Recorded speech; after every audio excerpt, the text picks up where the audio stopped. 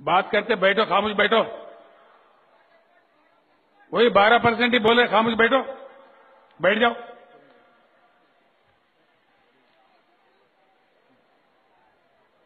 بیٹھو، خاموش بیٹھو. بولو، بیٹھو. بیٹھو نا، تمہارے باپ کو بولوں گا. کیا بات ہے؟ تماشا کر رہے؟ نہیں احمد ہے باب یہ میں نے کہا. اور اگر کوئی ہمارے بھائی کو اگر سمجھائیں کہ ڈسٹرب مت کرو، میں آپ سے بات کرتا ہوں، تو کوئی بڑا اس کو پولیٹیکل ایشو نہیں بنانا چاہیے.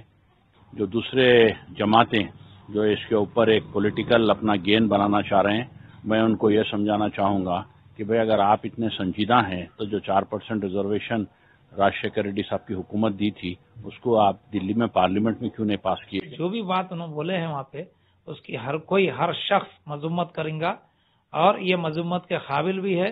اور ان میں اتنا تکبر آ چکا ہے، اور یہ تکبر اور بوکھلاہٹ میں یہ کیا بول رہے ہیں، کیا الفاظ استعمال کر رہے ہیں، ان کو خود پتا نہیں ہے. تو کوئی بندہ آپ کو اٹھ کے کسی ریلی میں پوچھ رہا، تو ڈیموکریٹک کنٹری ہے، آپ نے گالی کے طور پہ ایک ورڈ یوز کیا، بہت بری بات ہے یہ.